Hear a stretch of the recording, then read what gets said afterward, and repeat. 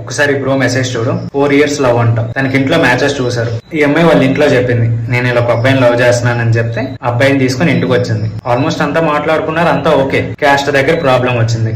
So వాళ్ళ parents ఏంటంటే లేదు క్యాస్ట్ వేరే కదా, మేము ఒప్పుకోం, నువ్వు ఏదైనా చేసుకో, మేము చూపించిన పెళ్లి చేసుకో అని చెప్పి స్టార్ట్ చేశారు. ఈ అబ్బాయికి ఏం చెప్పింది, సో మనవాడు ఏంటంటే గవర్నమెంట్ జాబ్ ప్రిపేర్ అవుతున్నాడు. సో పర్లేదు నువ్వు ఎంత టైం అయినా తీసుకొని నేను నీకోసం వెయిట్ చేస్తాను, ఆపుతాను అని చెప్పి అన్నది. సో వాళ్ళ అమ్మ వాళ్ళు ఇంకా ఫోర్స్ చేయడం వల్ల ఈ అమ్మాయి చనిపోయింది. యాక్చువల్లీ ఇలాంటి అమ్మాయిలు ఇలాంటి జనరేషన్ లో ఉన్నారంటే ఎంత గ్రేట్ కదా, అసలు నాకే బాధ అనిపించింది అసలు. అండ్ ఈ అబ్బాయి చూడు, ప్లీజ్ బ్రో ఇలాంటి అమ్మాయిలకు కొంచెం అర్థమయ్యేలా చెప్పండి అని చెప్పి మనోడు చెప్తున్నా. నేను మీకు ముందు నుంచి అదే చెప్తున్నా, ఇలాంటి అమ్మాయిలు ఇలాంటి అబ్బాయిలు చాలా రేర్ ఉంటారు, అంత ఈజీగా దొరకడు. ఇన్ కేస్ అలాంటి ఒక అబ్బాయి నీకు దొరికితే వెళ్ళిపోండి.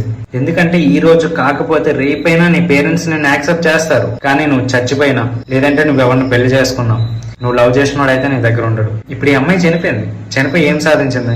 ఒక పక్క వాళ్ళ కన్న పేరెంట్స్ కి విలువ లేకుండా పోయింది, ఇంకో పక్క ఈ అబ్బాయికి విలువ లేకుండా పోయింది. అండ్ నేను మీకు అందుకే మళ్ళీ చెప్తున్నాను, నువ్వు లవ్ చేసినోడు గొప్పోడైతే పర్లేదు, రిస్క్ చేసైనా వెళ్ళిపోండి. ఈ రోజు కాకపోతే రేపైనా నీ పేరెంట్స్ యాక్సెప్ట్ చేస్తారు. నిజంగానే నీ చాయిస్ బాగుంది అనుకో, సరే అమ్మ తను సెలెక్ట్ చేసుకున్నా సరే ఒక మంచి అబ్బాయిని సెలెక్ట్ చేసుకుంది అంటారు. మా గ్యాంగ్ లో కూడా ఉంటాడు కృష్ణ అని, వీడికి ఒక అక్క ఉంది, వాళ్ళ అక్క లవ్ మ్యారేజ్ చేసుకుంది. నిజంగా ఎలాంటి చేసుకుందంటే సీరియస్లీ చాలా గొప్పడు.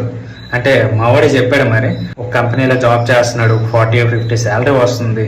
అండ్ ఇంతకు మించి ఏంటంటే చాలా బాగా చూసుకుంటాడంట. ఇంకా అంతకంటే ఏం కావాలి చెప్పు? అంటే తినకి ఆల్రెడీ ఒక జాబ్ ఉన్న అబ్బాయితోనే మ్యాచ్ ఫిక్స్ చేశారు, కానీ తిన కూడా ఒక గొప్ప చాయిస్ నే క్రియేట్ చేసుకుంది. ఫస్ట్ వాళ్ళ పేరెంట్స్ ఒప్పుకోపోయినా ఇప్పుడు ఏంటంటే చాలా బాగా చూసుకుంటున్నారు అనమాట. సర్లే మేము వెతికినా కానీ ఇంత మంచి అల్లుడు మాకు దొరకడు అని చెప్పి చాలా గొప్పగా చెప్పుకుంటున్నారు. ఖచ్చితంగా చెప్తున్నాను, నువ్వు చూస్ చేసుకున్న చాయిస్ పర్ఫెక్ట్ అయితే ఏదో ఒక రోజు వాళ్ళే నీ దగ్గరకు వస్తారు. అది రాంగ్ అనుకో, మనం ఏం చేయలేం. నీ లైఫ్ లో ఖచ్చితంగా వీరు బెస్ట్, ఇంతకంటే బెస్ట్ నాకు రాదు అని నువ్వు అనుకుంటే అలాంటి పెళ్లి చేసుకొని వెళ్ళిపోండి. అండ్ ఈ అమ్మాయి లాగా అస్సలు చేయొద్దు. నేను ఎందుకు చెప్తున్నానంటే మళ్ళీ పుడతామో లేదో కూడా మనకు తెలియదు.